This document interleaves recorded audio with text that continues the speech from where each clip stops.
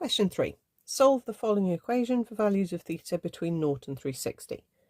So we've got 2 minus 3 cos squared theta is equal to 2 sine theta. So here we're going to change the squared term. Remember, you've got your trig identity, which says sine squared theta plus cos squared theta is always 1. So you can rearrange that to say cos squared theta is 1 minus sine squared theta. So this will become 2 take away 3 lots of, open bracket, 1 minus sine squared theta is equal to 2 sine theta.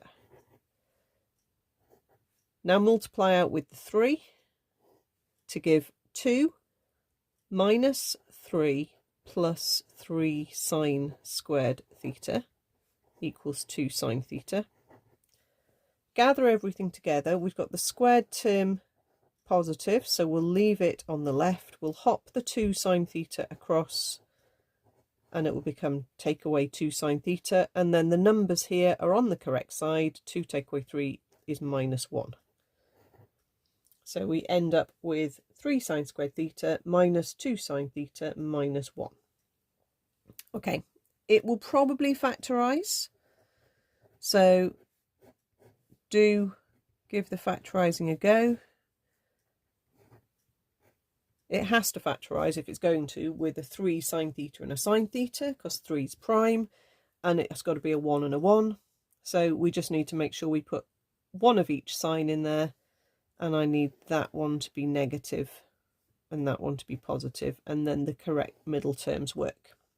Okay. You can always check, remember, on menu on your calculator. Okay, but you really need that factorised line in, otherwise you won't get that mark. You may just stop being awarded marks, and it might not even matter then if you got the answer right at the end. So the factorising line is very important. So you get sine theta is minus a third, or sine theta is 1. Now on your calculator, sine being negative 1/3 is a bit more tricky when sine is negative, because that gives you negative 19 point, let's round it to 1 dp. Okay, so what the calculator's done is it's given you the solution that is in this quadrant, the fourth quadrant. Okay, where sine is negative is actually in the third and the fourth quadrant. So if I do 180 minus answer, which I would normally do for sine to find a second solution, that automatically gives me the third quadrant solution, because it does 180 minus 19.5. And then if I take negative 19.5, go back to that answer and just add 360, it gives me the same answer but in the positive fourth quadrant. So the two solutions I want to offer from that possible bracket, okay, are there, and I'm just going to cross that out to make sure they don't mark that as well. The other possibility is where sine theta is equal to 1, and if you need to do that on the calculator, you'll get 90 degrees.